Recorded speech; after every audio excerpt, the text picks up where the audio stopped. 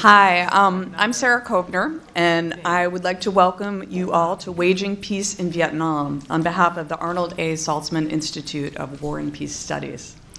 I'm thrilled to introduce today's panel. And the panel is going to introduce us to a very important history, and it's perhaps an angle that some of you may not have been aware of.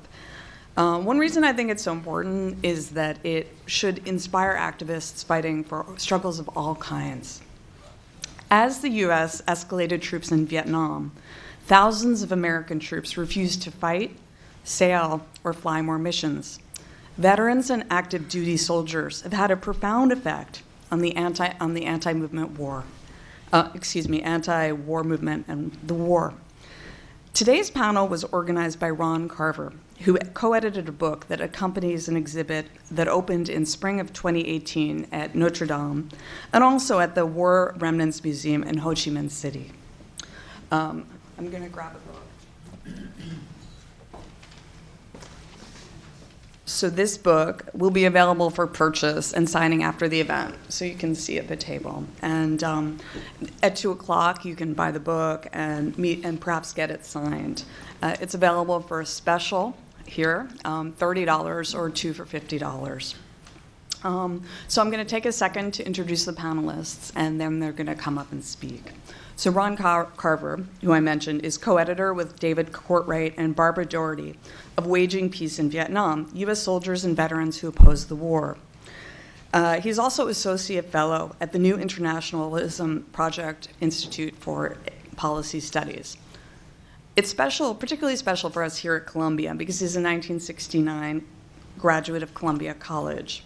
And in 1968, he was the press secretary to the Student Strike Committee that shut down the university for a week to protest the war in Vietnam.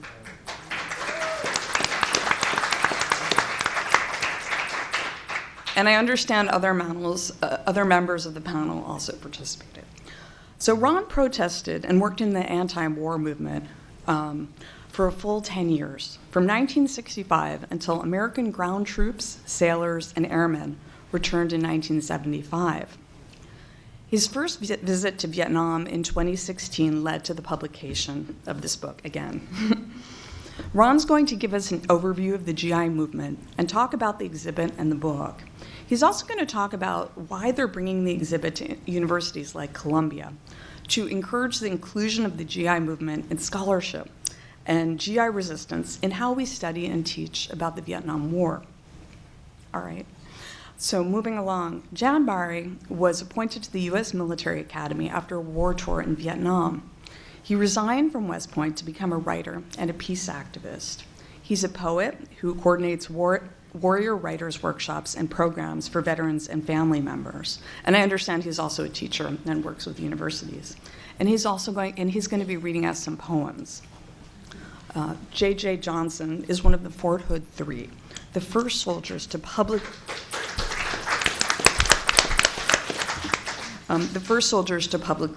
refuse to serve in Vietnam, if you don't know already. For this 1966 refusal, they each served 28 months in Fort Leavenworth. He worked for years as a labor journalist and in communications for major unions in New York City. He's going to discuss how he came to be one of the first three to publicly refuse to deploy, and about the numbers in prison when he came in and when he came out. So Dr. Howard Levy was court-martialed in 1967 for refusing to train special force combatants in medical procedures and was sent and he was sentenced to 3 years in federal prison for this. He's practiced dermatology in the South Bronx at Lincoln Hospital for 50 years. With less than a year to serve, Howard felt he had to refuse to continue training Green Beret combatants. He explained the principle under international law behind this and the difference between training medics and combatants. This is a crucial point and will be an important contribution to the overall presentation. Finally, Lieutenant Susan Schnall, a former Navy lieutenant, was sentenced to 6 months hard labor for her anti-war activities. A nurse.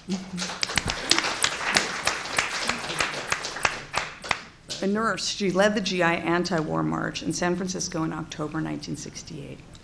She's an assistant adjunct professor at NYU and is president for New York City Veterans for Peace. Susan's going to tell us how she came from volunteering to serving, to dropping flyers from the single-engine airplane, to calling on other service people to join her in a peace march down Market Street. So thank you for coming, and also please turn off your cell phones. Okay. Thank you, Sarah. Thank you all for coming out on this beautiful day and joining us here today. You'll see in a minute why I think this is such an important event. The reason that we're selling the book 2 for $50 is because it makes such a great holiday gift or birthday gift. I mean, just incidentally passing that on. So it's great to be back. Oh, well, let's try this.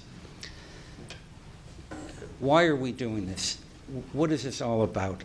And I wanted to start with this quote by Robert Heinl on from the collapse of the armed forces, published in the Armed Forces Journal.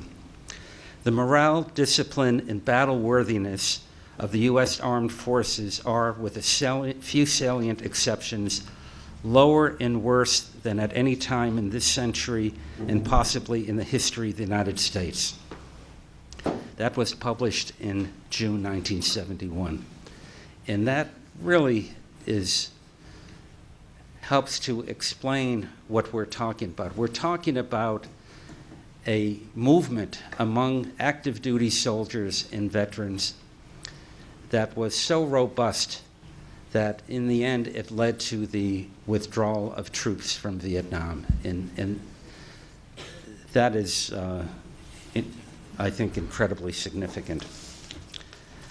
But let me stop a minute and say it's great to be back here at Columbia University under different circumstances. So that's a picture of me from the New York Post.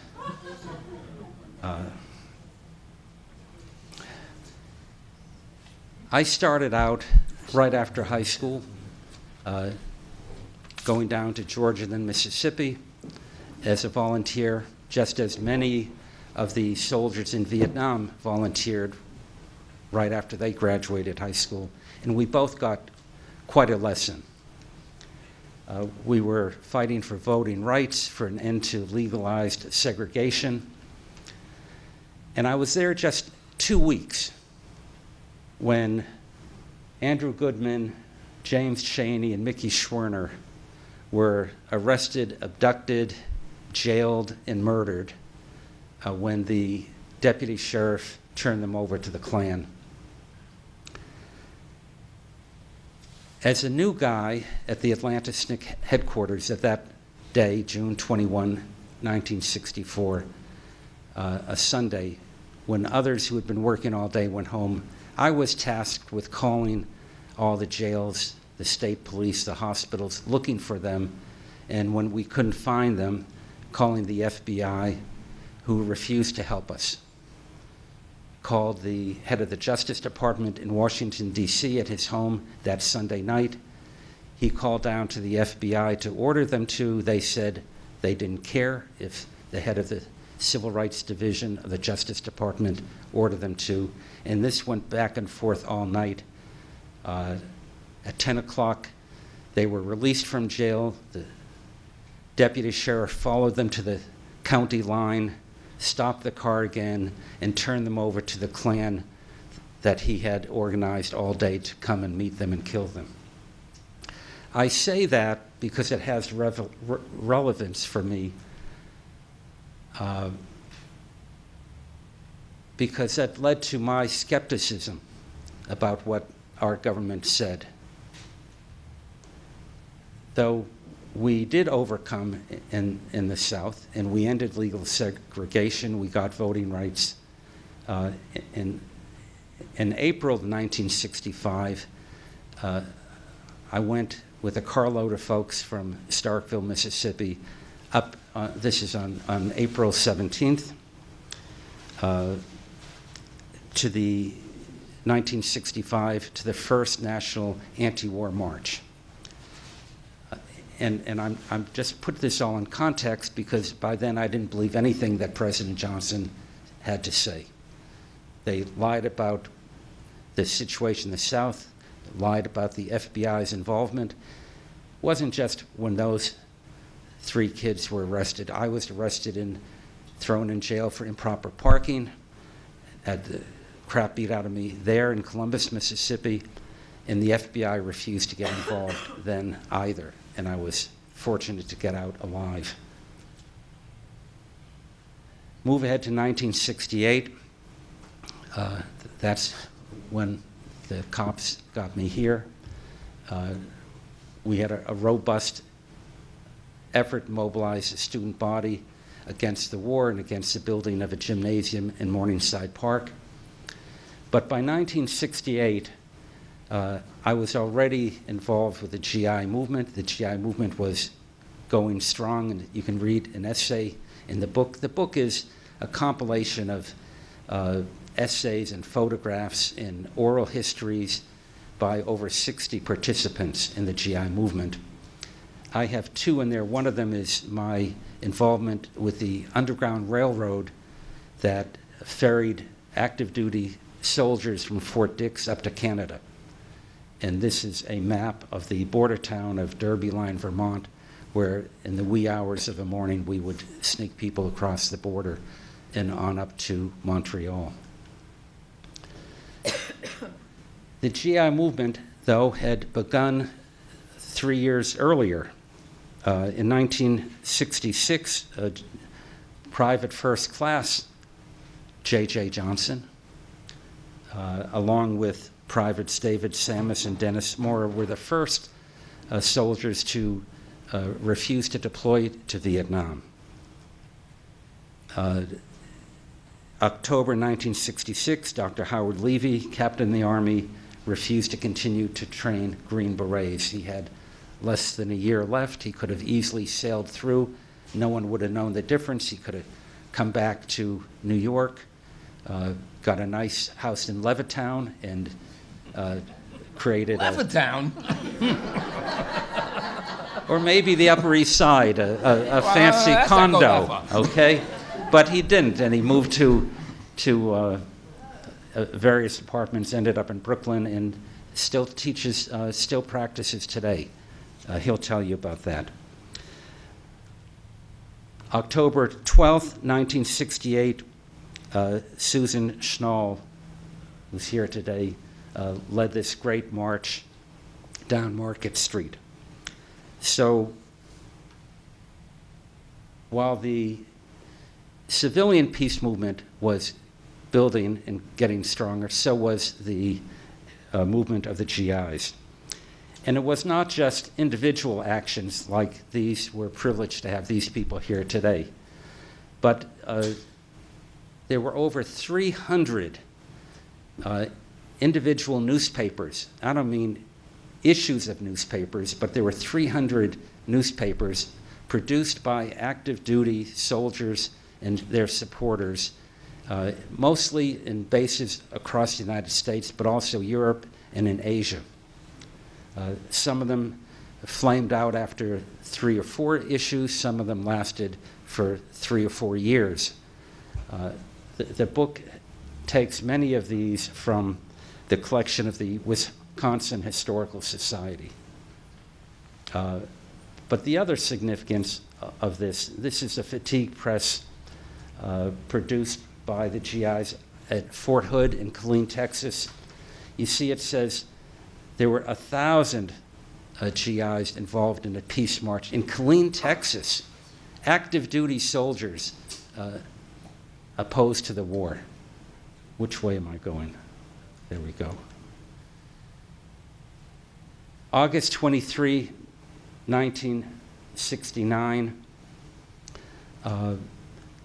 front page of the Daily News. When we first mounted this exhibit, what you see in the back of the room is, we call a mini exhibit, 17 photographs.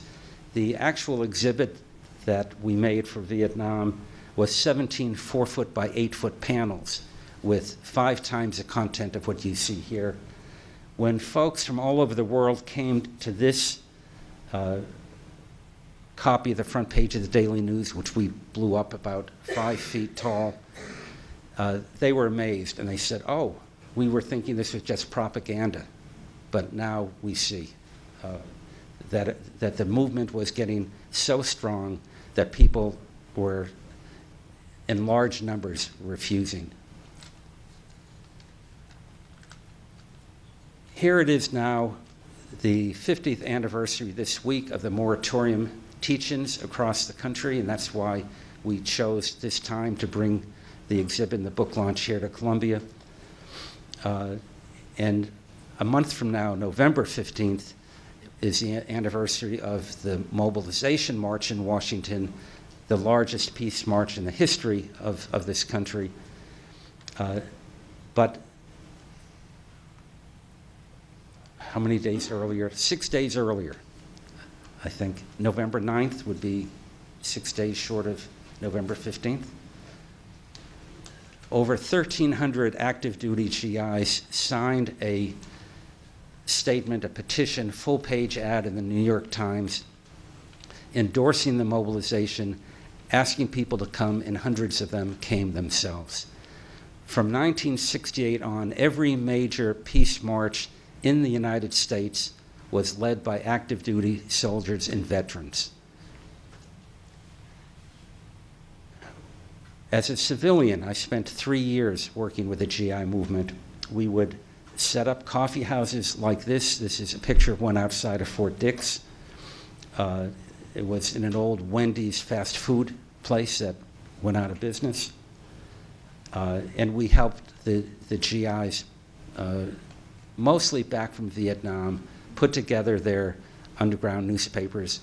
We would bring them to printers. We would bring them back. In the case of Fort Dix, would print up thousands of copies of each edition, and they would smuggle them back onto the base at night at considerable risk to themselves. They could, and they were sentenced when caught to time in the stockade. And here's, as you see in the back too, some of the covers of the GI papers. They would also, at those coffee houses, plan their marches, plan their protests, plan to refuse to take part in riot duty in the urban centers of the United States. Here's a great picture, I love this, of Pete Seeger playing to a dozen or so, hundreds of active duty soldiers in Killeen, Texas. Now we're getting on to the rest of my life. When that all ended, I went to work in the labor movement, helping workers and, oh, look at that, we even have it moving. Fighting against bad employers and working for environmental groups, also campaigns against evil corporations who were setting nets on dolphins and gratuitously killing them, even though there are other ways to harvest tuna from the sea. 3 years ago, this week, I went to Vietnam for the first time to document with photographs a project by a Vietnam veteran, Chuck Searcy, began with Vietnamese colleagues to clear unexploded ordnance that was littering and still is, the fields of Vietnam. Here's a woman who is in charge of a dozen crews, 150 Vietnamese people that she trained to survey the land, and when they would identify it, they would detonate those unexploded. They would explode the unexploded ordnance. I also had a chance to talk to and photograph Madam Bin, who was a Viet Cong representative at Paris Peace Talks and a longtime hero of mine. I brought her a copy of Dr. Spock in Vietnam as a gift. My best friend from the SNCC days and I came up with this idea of a popular book to explain what's going on when we were chatting late one night at the Hungarian pastry shop down at 111th in Amsterdam. But before I got to give it to her, I was at the War Remnants Museum, where they have all kinds of displays of books and other paraphernalia of solidarity of people around the world with the liberation battles for national liberation in Vietnam. And I saw they didn't have Dr. Spock in Vietnam, and I figured, well, in 91, maybe Madam Binh doesn't need another book. And so I made an appointment with the director of the museum, gave it to her. She, in return, gave me this pin that represents their 3 wars of liberation against the French, the Japanese, and the Americans. I turned it into a tattoo on my hand, and she asked me then, and this is a reason for this, to curate an exhibit about the GI movement when she heard that I'd spent time doing it. One of the key purposes of this exhibit, the book, and these talks, is to make it crystal clear and to get a popular understanding that, as opposed to what Nixon said, that it was a battle between peaceniks and commie protesters against patriotic soldiers. In fact, these marches, these protests were led by active duty soldiers. They were an essential element of the peace movement. And here's a poster of our co-editor, David Courtwright, when he was a soldier at Fort Hamilton here in New York, holding a real live dove. It was commissioned by the Student Mobilization Against the War, who hired Richard Avedon to take that photograph. And it was their, you see the slogan, "Who has a better right to oppose the war?" It was their way of showing, along with flyers and pictures of Howard Levy in handcuffs, that active duty soldiers were playing a critical role. 1 year after the Heinel article in Armed Forces Journal was published that we showed you earlier, Morris Janowitz, a sociologist, wrote in the Foreign Affairs magazine an article called "Volunteer Armed Forces and Military Purpose," that the military establishment, and especially its ground forces, are experiencing a profound crisis in legitimacy due to the impact of Vietnam, internal racial tensions, corruption, extensive drug use, abuse, loss of command and operational effectiveness, and widespread anti-military sentiment. He wasn't referring to the false narrative of peace folks having an anti-military sentiment in spitting or calling names to the soldiers. He's referring here to the soldiers' own anti-military feelings. So that's what has led to this exhibit here. We just took it down last week from UMass and Amherst. This is just to show you the full-size exhibit, which fits into a crate.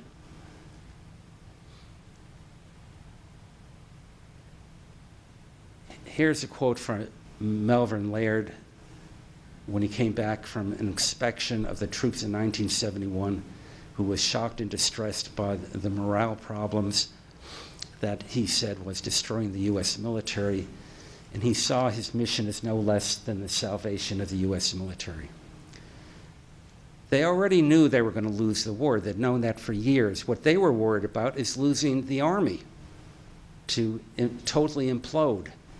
And that's why they pulled back the troops. So our modest goal of bringing this around the country, produced in a book, asking you to help me distribute the book, is to change the way that the Vietnam War is written about and taught in our universities and our schools, to bring together veterans and scholars in the hope of convincing scholars to include the GI movement when writing and teaching about the war. Because how else can you explain the end of the war. So thank you very much.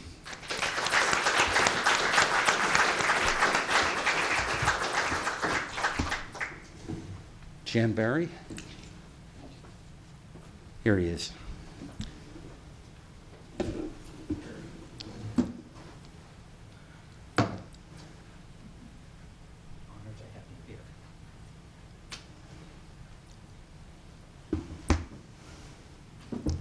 I was in Vietnam so early it wasn't officially a war. I went there in December 1962 and served 10 months and then went to West Point. This is a folk song that I wrote with the assistance of a folk song singer, Darden Smith. Eisenhower went to West Point. I wanted to be like him. I wanted to be a general. I wanted to win. I joined the Army, went to Vietnam. It's when I first had my doubts, but I went to the point anyway. There was something I had to figure out. At 21, I put down my rifle. I picked up a pen. I had to tell America about the secret, nasty war we were in. My view of my country was broken in pieces on the ground. I put the story into poetry and scattered it around, shattered glass pieces, reflecting the whole story that had to be told. 50 years later, the war goes on. 50 years later, we sing this song. War is not a game. It shattered man, woman, and child, all the same. Shattered glass pieces, reflecting the whole story that has to be told. A soldier's lament. When I went off to war, I had no plans for coming home. War was where a fellow goes to heroically die. But Vietnam and Viet Cong days wasn't much of a war. Dying in such a backwater campaign didn't seem quite the same. And killing people for simply living there didn't seem quite right. I began to wonder, what's the point of fighting farmers over their fields? And napalming farming villages didn't seem quite proper either. I never imagined winning a medal for waging war on women and kids. And like that, history snapped into focus. We're slashing, burning like Genghis Khan, turning Indochina into Indian country, where the mission is to destroy this culture. Between the Lines, 1963. A soldier's life is often lived between the lines of news reports. I was sitting in a Saigon joint where Americans hung out to hear an American girl singer who was hot, when I overheard Vietnamese officers joking about an upcoming coup. I could have cared less as I was headed back to the States.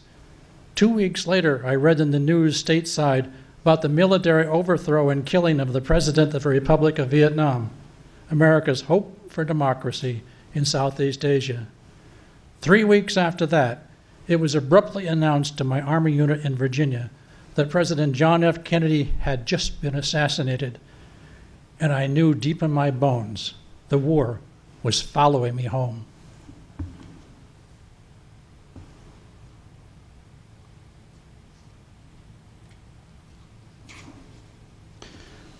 A Soldier's Path to Poetry. Turning 20 in Vietnam, I learned that waging war in Indochina confounded can-do, go-go generals, and ordinary soldiers were left to figure out on their own what the hell was going on. Posted to West Point to become a spit-shine, sword-saluting, conquering hero in training, I searched for better ways of spending my days. So I discovered a subterranean tradition of trading military paraphernalia for a pen, pioneered by former cadets Edgar Allan Poe and Carl Sandburg, who each took measure of the U.S. Military Academy and traded cadet gear for another career. And so I dropped dressing up like Napoleon to march off Picayune demerits and became a poet.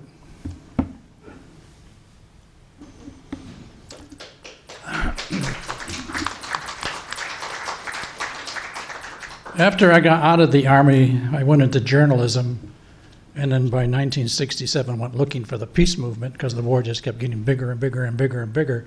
And I kept running into other veterans coming home who were furious. So Vietnam Veterans Against the War started here in New York in the spring of 1967. Many of the people who helped to found it were students here at Columbia or were otherwise living in New York City. And they included, and many of them are no longer with us, Carl Rogers, Dave Brom, Shelley Ramsdell, Mark Donnelly, Steve Green, Frank Rocks, Carl Walker, Don Weiss, Dick Howland, Dalton James, Stan Scholl, Jeff Charlotte, who founded Vietnam GI, an underground newspaper, Art Blank, and many other vets joined in 1968, 1969, 1970, 1971. As the war continued, this included John Kerry, Al Hubbard, and Dave Klein.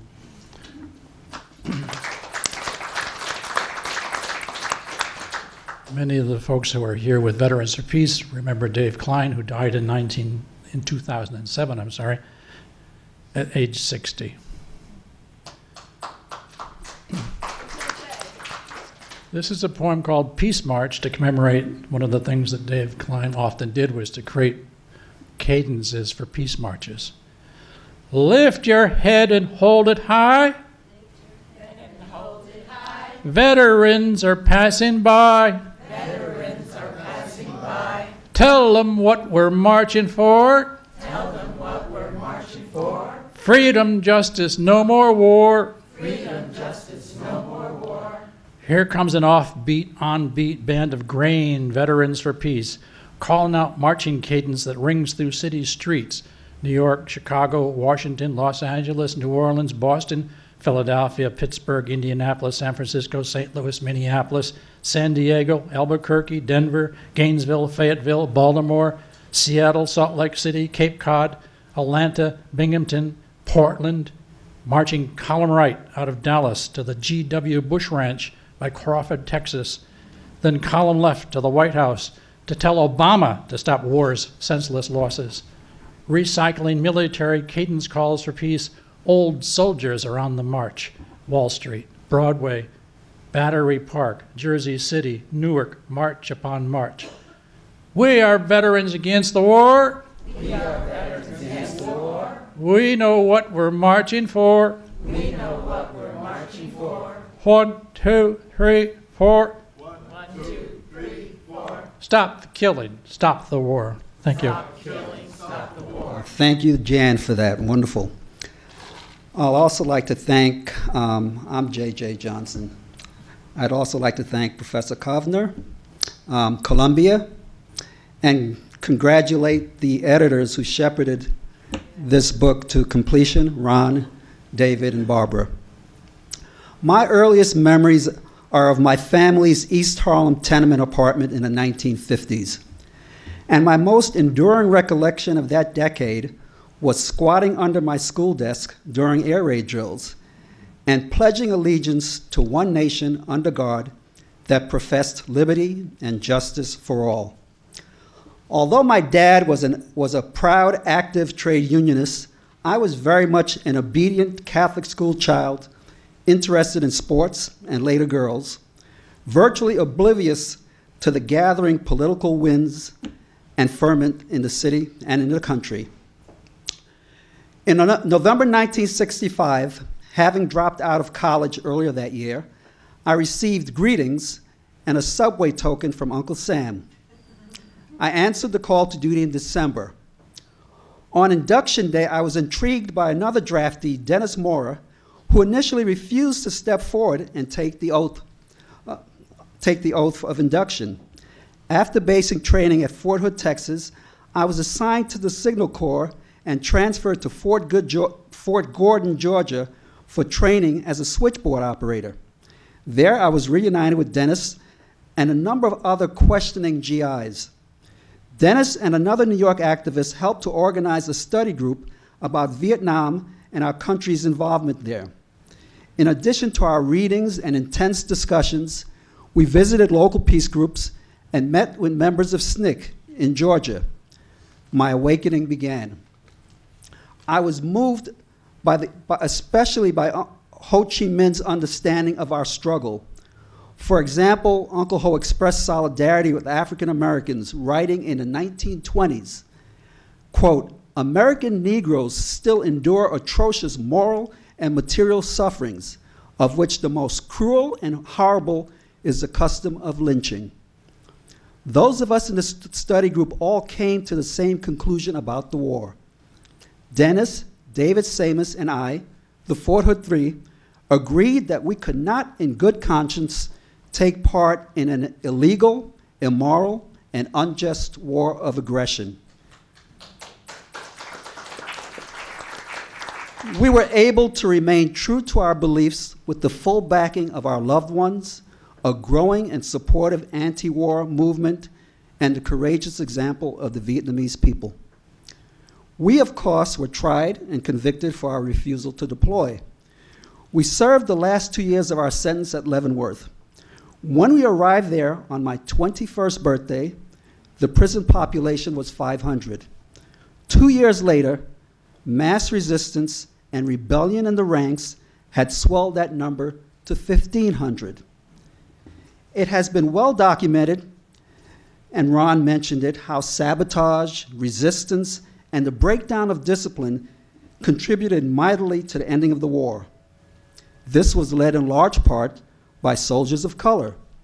And not surprisingly, the majority of inmates at Leavenworth were African American, reflecting the disproportionate toll the war took on people of color on the battlefield and in society at large.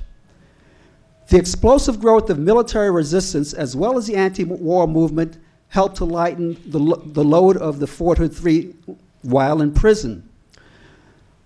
But unfortunately, the scourge of militarism and its attendant heteropatriarchy continues today. The United States still maintains some 800 military bases in scores of countries and territories in every continent in the globe. And the US, with about 4.4% of the world's population, accounts for 37% of the world's military spending, which is roughly the amount of the next 7 largest military budgets combined. We have militarized our southern border, our police, our sporting events, and even our schools. Our elected officials rarely question or examine the causes and consequences of this militarization, including the social, political, and environmental damages it causes. The doomsday clock, which symbolically represents the likelihood of man-made global catastrophe through nuclear war and climate chaos, today stands at 2 minutes to midnight. But as usual, I draw inspiration and hope from those on the front lines of struggle. And it is my hope that waging peace will help light the path to all fighters for the equality, justice, and peace that is everyone's birthright. Thank you.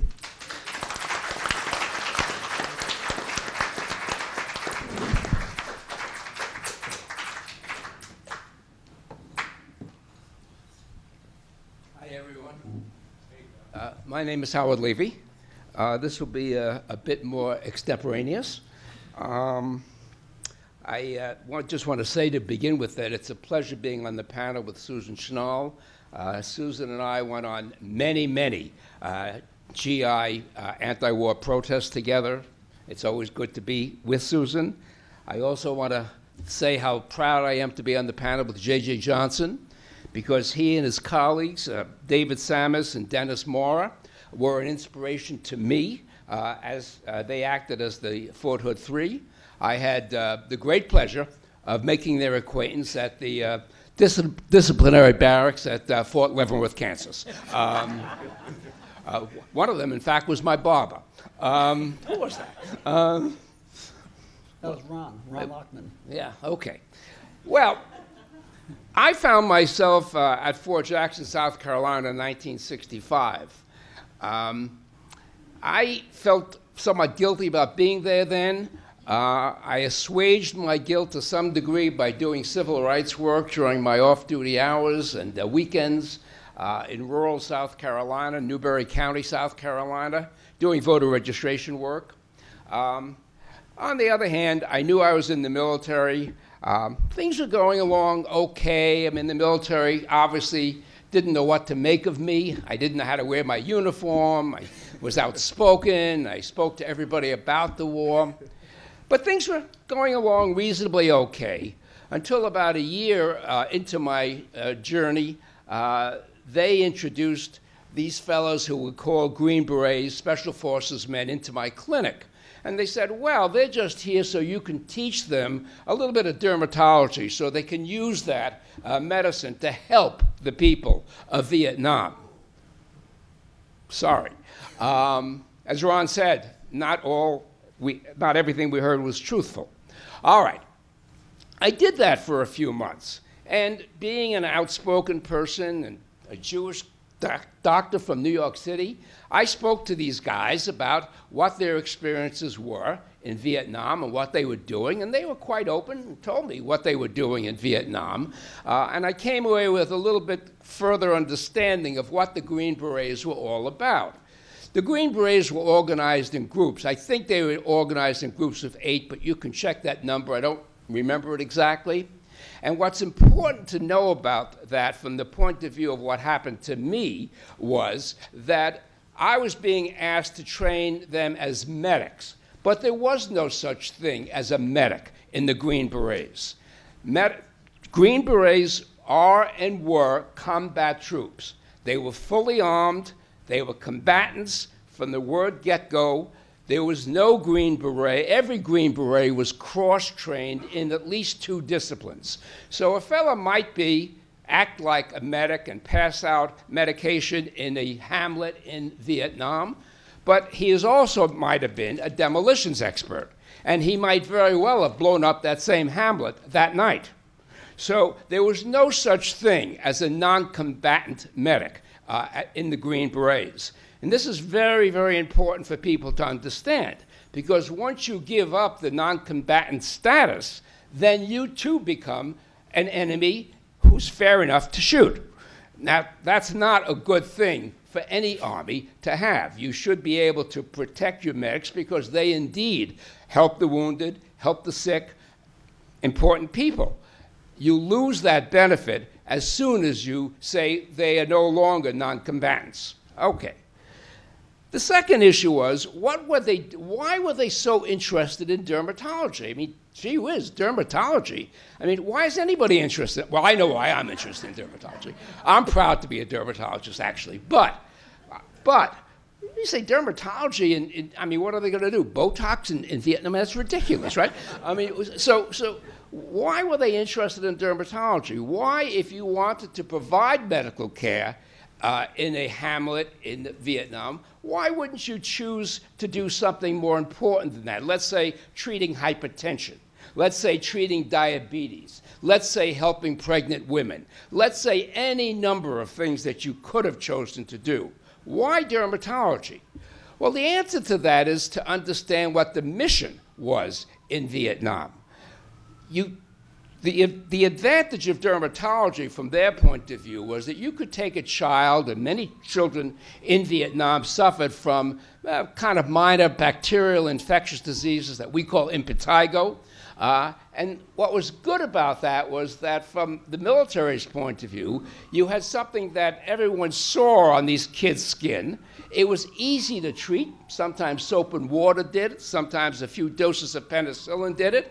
And lo and behold, they got better. Well, what was the mission? The mission was to impress the people who lived in the hamlet that we were their friends and they ought to be on our side. That was the mission. Now, in the lingo of the Pentagon in those days, the mission was formally called winning the hearts and minds of the people. And this was a method of winning the hearts and minds of the people. Now, as we know, the mission failed. It was a catastrophic failure. Not only did it fail in Vietnam, it failed again in Afghanistan, and it failed again in Iraq. It'll fail in every unwarranted war that we're a part of. It has to fail. But But it's important to understand my position at that point was, well, wait a minute, what's happening here? Is it ethical, is it medically ethical to be using medicine really as a political tool? Right? That's what you were doing here. You were using medicine not to help people in a generous, humanitarian way. You were using medicine because it was a way of gaining the support of people who hated us. That was the purpose of the mission. Okay.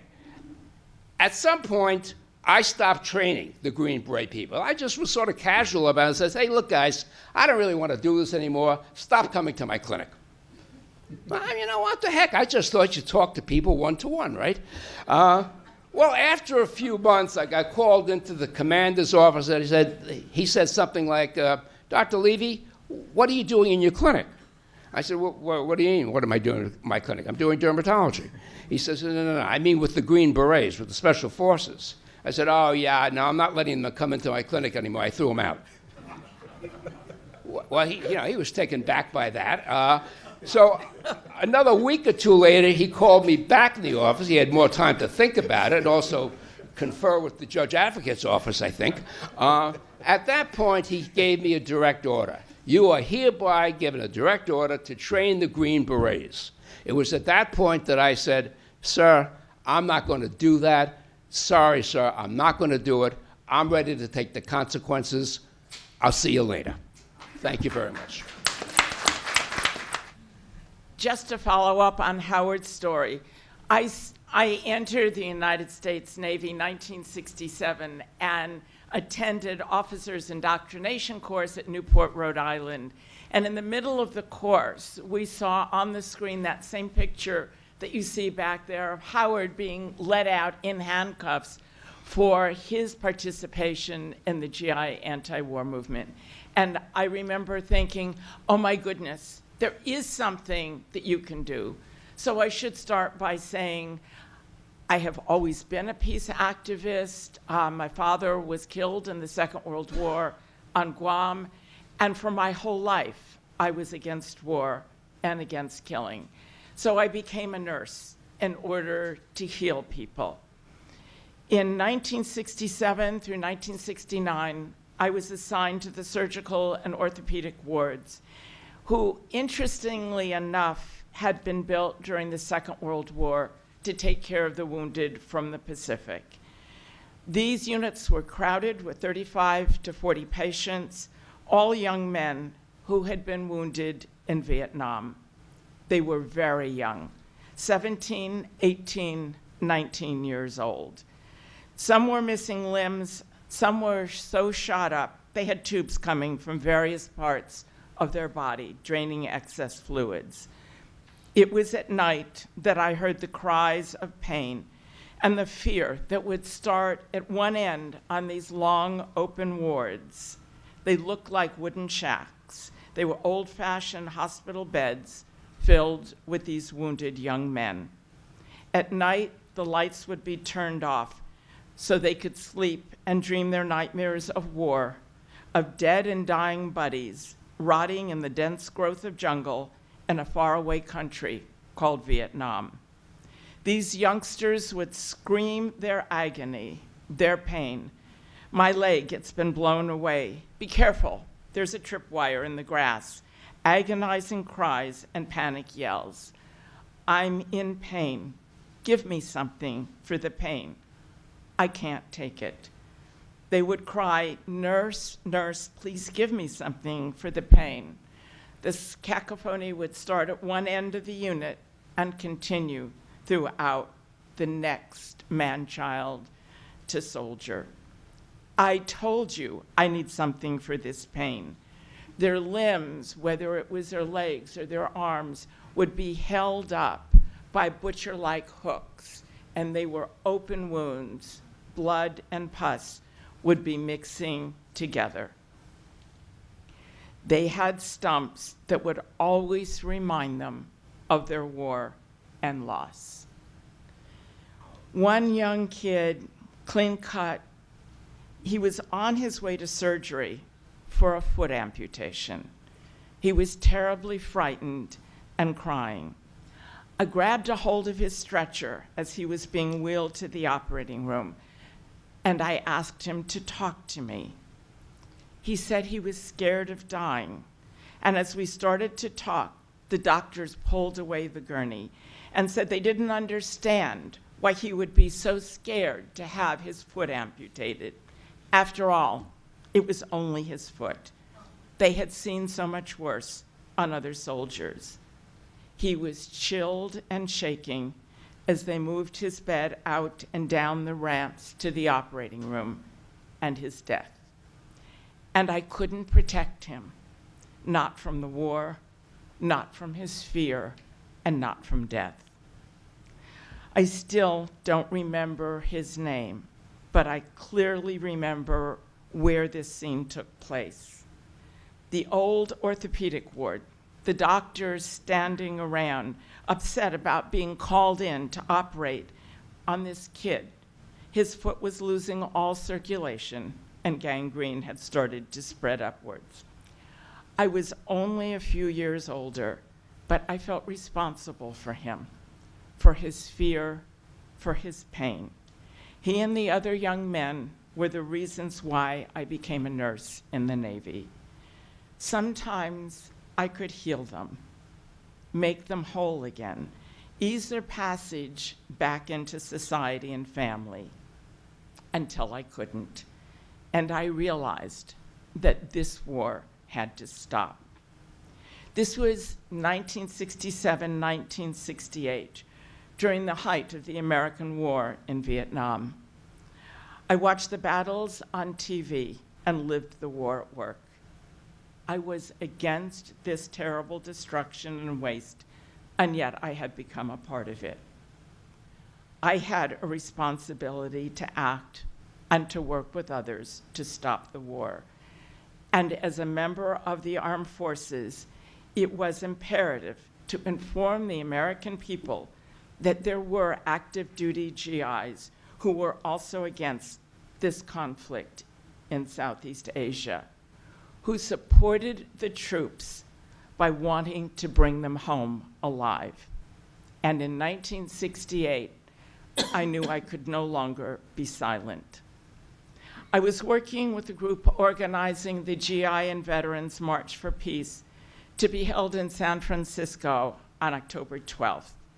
We had problems distributing flyers on base, as you can imagine. We would hand them out to people, we would put up posters in the middle of the night, and by the morning, they would be taken down.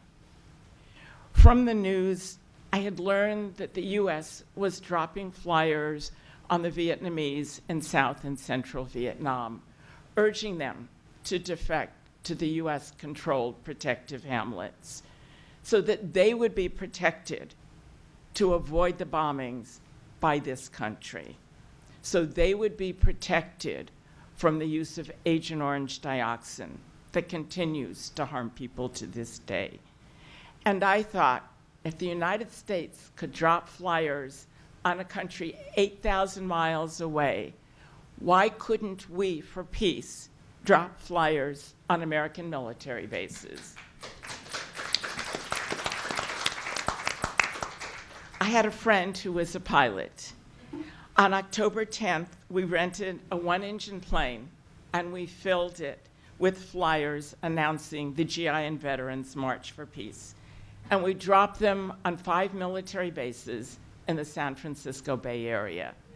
We dropped them on Oak Knoll Naval Hospital, where I was working, on Treasure Island, on Yerba Buena Island, on the Presidio in San Francisco, and then we flew into Alameda Naval Air Station because the USS Enterprise was docked there, United States carrier, and we swooped in low and dropped the flyers on the aircraft carrier. And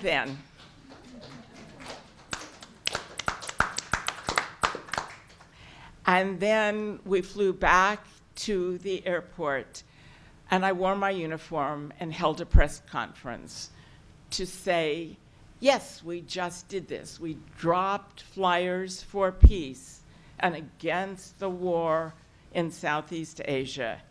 And we did this to announce the anti-war demonstration. 2 days later, I was given what was then called an ALNAV 53. It was dated October 11th, the day after we dropped the flyers. And it stated that Navy personnel could not wear their uniform when participating in a demonstration with knowledge that its purpose was in furtherance of partisan views on political issues. Peace, bringing the troops home alive, had now become a partisan political issue. And I wondered, how could this be legal when General Westmoreland wore his uniform while speaking for the war in front of Congress, asking for more money and more troops to be sent over to Southeast Asia?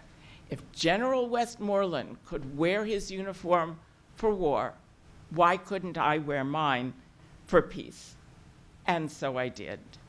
On October 12th, I wore my uniform, marching in front, and you'll see the photograph, of several hundred active duty military folks. And I said that young men were being trained as killers in a dirty, filthy war. The following Monday, I stood before an Article 15 that determined there was enough evidence and severe charges in my case to move to an Article 32 hearing, and then that there was enough evidence from that Article 32 hearing to be able to hold a general court-martial. For the following 4 months, I continued active duty responsibilities of nursing, working in the intensive care unit on the active duty units and organizing staff. They really did us a favor by bringing the charges against me because everybody on the base knew the story. We were putting out an underground newspaper. We were organizing a GI coffee house. And multiple times, many, many people came up to me and said, "Susan, do you have a copy of that paper? What's the next event?" So I continued with that work. I was called to the Admiral's office a number of times, and he kept saying to me, "We're going to put you someplace where you can't continue to talk to people and organize." And I thought, oh my God, they're going to move me to the morgue. But they never did. The General Court-Martial was convened January 30th, 1969. It lasted about a week. Trial counsel, and that's the prosecuting attorney, wanted forfeiture of all pay and allowances, dismissal from the service, and 5 years confinement at hard labor. The court-martial board agreed with the first two recommendations, but sentenced me to 6 months confinement, and then decided they really didn't know where they were going to put me because Fort Leavenworth was for men, and what are we going to do with this woman? So I went back to work. A reminder that at this time in 1969, the United States was part of the Paris peace talks. 16,500 troops died in Vietnam in 1968. 11,600 more gave their lives in 1969. An additional 6,000 died in 1970. Estimates are that there are over 3 million Vietnamese who died in this conflict. Women, children, babies, in their land, in their country. Today we know that Presidents Kennedy, Nixon, and Johnson all knew that the United States couldn't, quote, win this war in Southeast Asia, but all of them kept increasing the troop numbers, the armaments, the bombing of an agrarian country 8,000 miles away. We never heard of a Vietnamese committing an act of terror in this country on a United States citizen, and yet we let our military forces attempt to bomb them back to the Stone Age. On February 3rd, 1969, the closing argument submitted by the Navy Trial Counsel about my actions, quote, even her, referring to me, slightest actions were not noble or idealistic. They were petty and small-minded. That was the thinking of the time. And I ask you, is it petty and small-minded to try to stop the killing and massacre of millions of people? Was it petty and small-minded to want to bring home United States troops alive, to prevent the deaths of an additional 40,000 troops, to want to bring them back to their families, to their communities, rather than to use them for cannon fodder, so presidents could get reelected and not appear weak to the American voters? And I would end with my lasting comments that today we continue that struggle against American military might that continues to militarize this society with 800 military bases across the world, and for what? So please don't think that just because our project is about 50 years ago, I would like to remind everybody that we continue in this struggle for peace and social justice. And there are many, many activities to involve all of us. We have internal battles in these poor areas of the country, on the borders, all over the world. And I urge you all to join us to continue to fight militarism and to continue to work and act for peace and social justice. Thank you.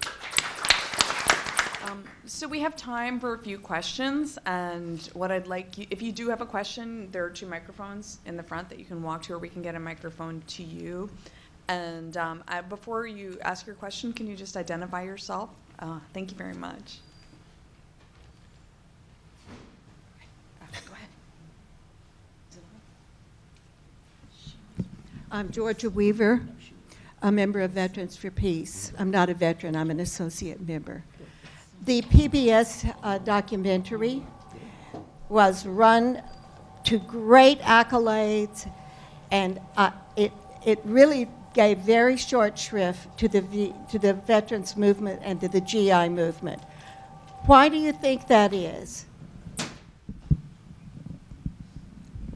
Why has there been? Oh, I think because, do you want to start? No, you can start.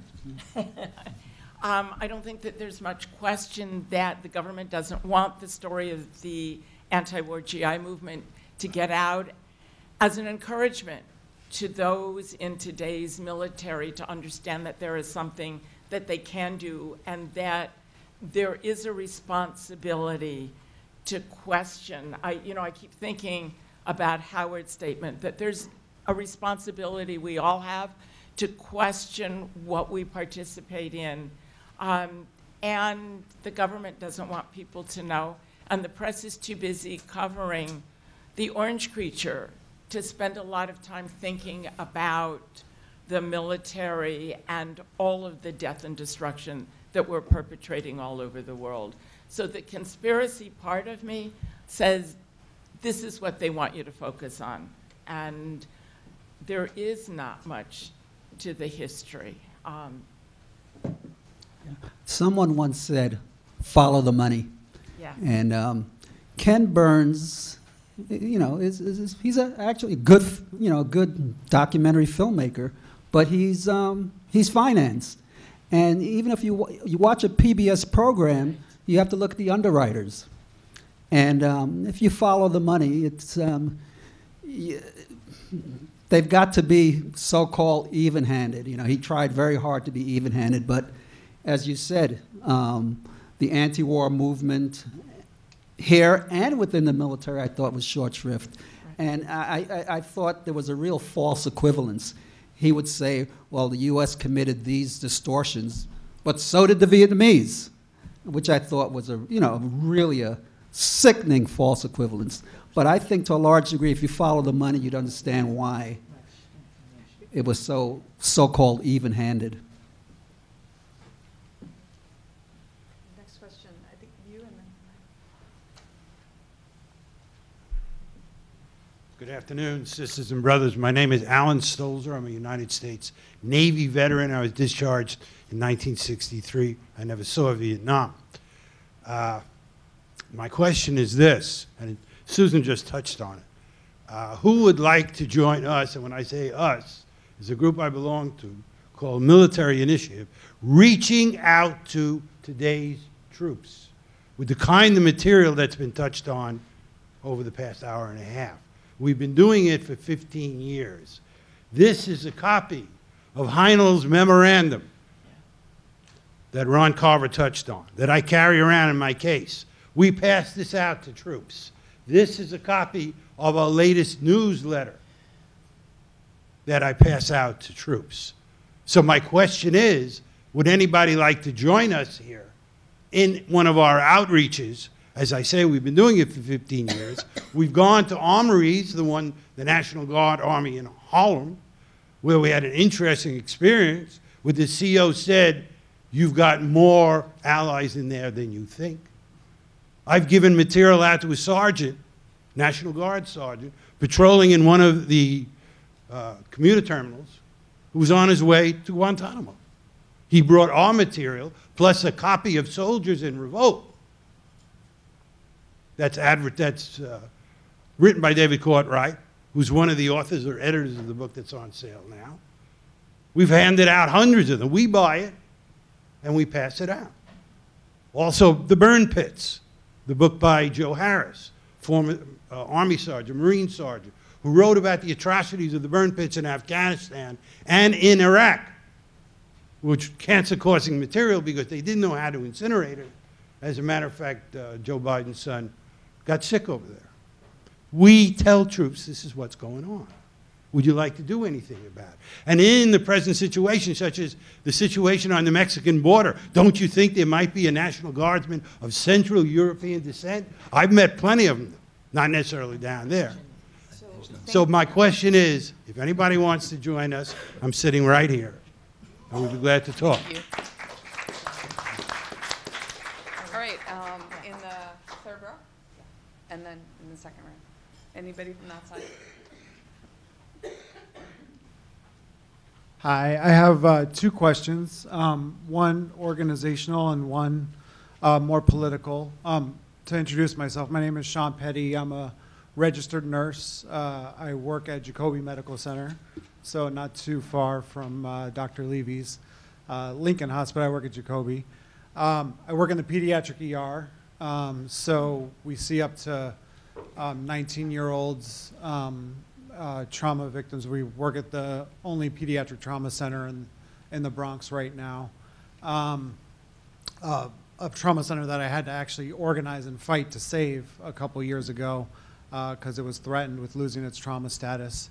But I've been an activist for a long time. I've been a union activist and an anti-war activist and a climate justice activist, which is actually how I met JJ, working around trying to connect labor and climate justice a couple years ago. Actually had no idea that he was part of the 403. Which is bizarre because I actually had studied the soldiers' resistance as an activist several years ago and just hadn't made the connection. I actually introduced, speaking of documentaries, the documentary FTA, which alternately stands for Fuck the Army or Free the Army, depending on how you want to use it, which, and I also saw the documentary Sir No Sir, which are probably better versions of what you would want to look to versus Ken Burns' documentary. So my questions. As a nurse, I really want to figure out ways to connect some of these issues with my nurses union colleagues and New York State Nurses Association. So I wanted to hear from the panel what would you say to nurse? There are a number of nurse veterans who are active in my union. There are a number of doctor and nurse veterans and medical personnel who end up, as part of activists in our unions, what would you say to nurses and other medical professionals? JJ used to work for 1199, obviously a large healthcare worker union in the city, about the connection between some of these issues going on right now and how to get involved. I would love to bring some of you to our future conventions and future meetings to sort of talk about some of these issues. We just happen to have the right organization for you to Yes. join. It's Excellent. called New York City Veterans for Peace. Veterans for One Peace. of the major issues that we're working on is to stop the attempts to privatize veteran care. So please come see me. I believe Jerry probably has an application for you. We have monthly meetings. We're active in a number of issues today. We continue to deal with the issue of Agent Orange dioxin that harmed and was used against the Vietnamese so many years ago. We work with American veterans and the Vietnamese. We're working on Move the Money, the New York City Council, to move money from spending on military activities into health and education. We have projects on stopping the conflict in Yemen, and we're also working with NYSNA, again, to stop the privatization of the VA. So please see Jerry, sign up, and join us. Definitely. I absolutely would love to continue the. My just second question was about Syria, and what do you guys say, given the news around this conflict right now? What's your take about how to connect the really challenging politics around what's going on in Syria and what's going on right now? Can I just add to that question? I want to get a chance to get everybody who is here speaking, and this is more expansion of the first question than the second. But I was wondering, many of you we heard today, you're all lifelong activists. So I was wondering what advice you have for active duty soldiers and veterans today, for young people, for students here at Columbia, and for activists in general. And then this is your question. Join Veterans for Peace. One of the issues that I think is a problem today is that we seem to have a lot of connectivity on social media and not so much meeting in person. And so getting people together in a room like this, all of us, I think that last question would entail a discussion with the members of the audience. We all have different projects that we're working on. Some of us are actively working on peace projects to stop the fighting. And we would just ask you all to join us. I just saw Nick Notran. He has a particular project on stopping the use of drones. It's incredible because drones, people in this country don't see, but they destroy and they kill overseas, and nobody seems to be talking a whole lot about it. So a lot of projects that can be done, I think many more than we have time to talk about, and I'll stop talking. You want to speak? Go ahead. No, you go ahead. I spoke already. Okay. Speak again. I'll speak again. Sean knows, and Sean said we met a couple years ago. Sean doesn't realize I've been retired for 7 years, so a couple years ago was about 10 years ago.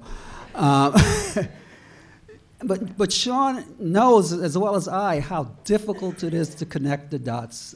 All social justice unions try to connect the economic issues to the broader social issues. And very often, when I speak, I think of one of the things that the women's movement has given us, and the movement among young people, this whole concept of intersectionality. They understand the connections. We always try to connect the dots, but they have connected the dots. And I think for nurses, one of the things you want to do is connect the dots in terms of the priorities of our country, our nation. Right now, we spend $750 billion. That's the war budget, $750 billion, but we know it's much higher. But the budget itself is $750 billion. And right now, we're involved during the presidential debates. One of the things what we're talking about is health care for all, Medicare for all. And I think if you can try to somehow connect this whole question of militarism and health, that might be one dot that we can connect. I know as well as you how difficult it is, particularly to get folks who work 8 hours a day. They've got many things to do to get involved in other movements. But if we can say that what you're doing as a healthcare worker, saving lives, helping people to stay well and healthy, is connected to our other priorities, particularly the priority of waging war around the world. And I don't know if I could answer the Syria question. I mean, it's tragic, and of course, I'd like to say that the U.S. should not have any troops or any bases, or not participate in war anywhere in the Middle East. I think most of us could agree with that. But once you're there, and we want to wage peace, it has to be done in such a way that you don't leave the folks who are on the front lines of fighting for peace, fighting for independence, fighting for autonomy, high and dry. I mean, we want peace. We want it out of there. But once you're there, unfortunately, we're there. You don't leave these folks. You don't hang them out to dry. Leave them to die. Oh, that's my position. Okay, so I would like to next take a question from Barbara, and also after this, I would like to ask everybody to keep your questions short, because I know there are a lot of people that we want to hear from.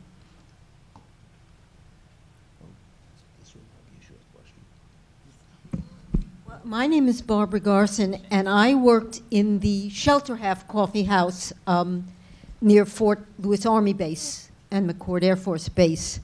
And I came in later, of course, than Howard or Susan, I guess about 71. And by that time, the morale problem that you described was very evident.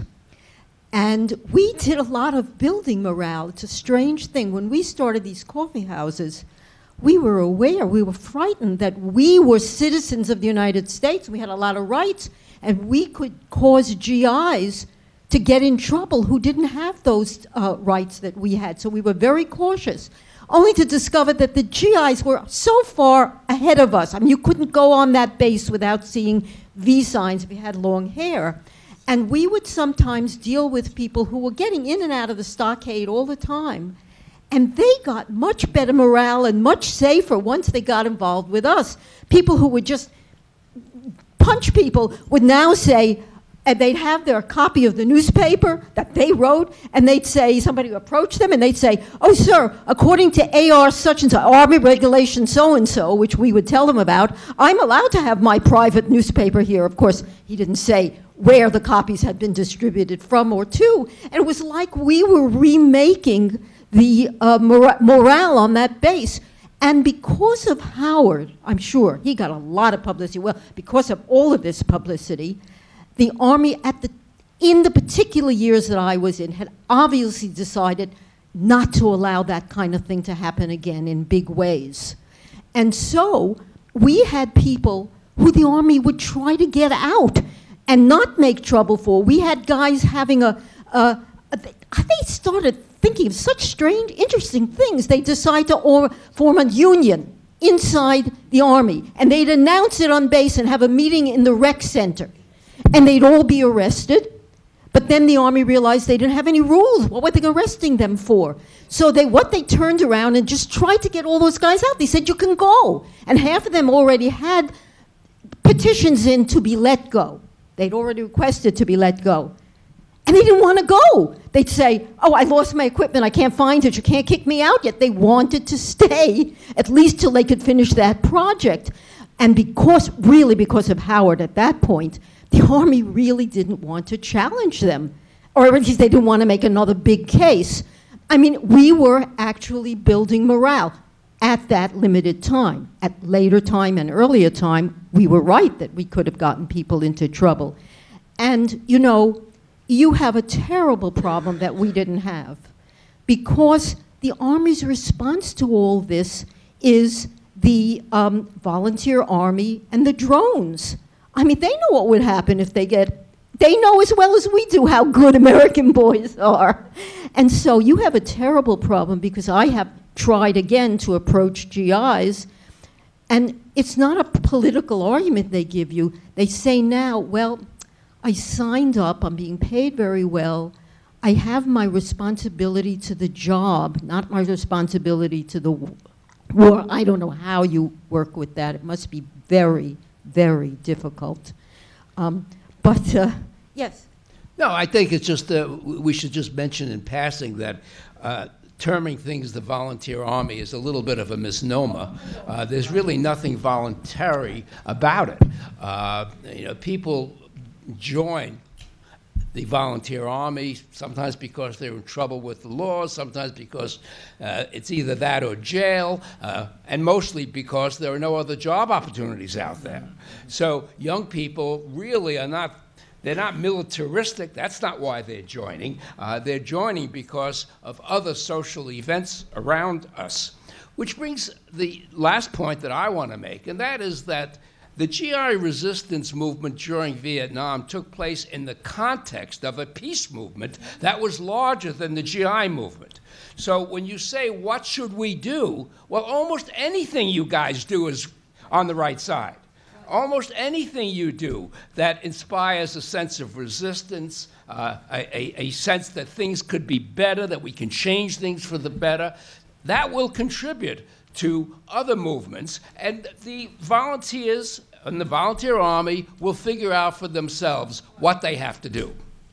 So I understand that many more people have questions, but Ron suggested that we turn this into a more informal session where people can just come up and ask their questions, as well as having an opportunity to see the exhibit in the back and buy lots of books. So I hope you can join me in thanking the panelists for what I think is an exciting presentation.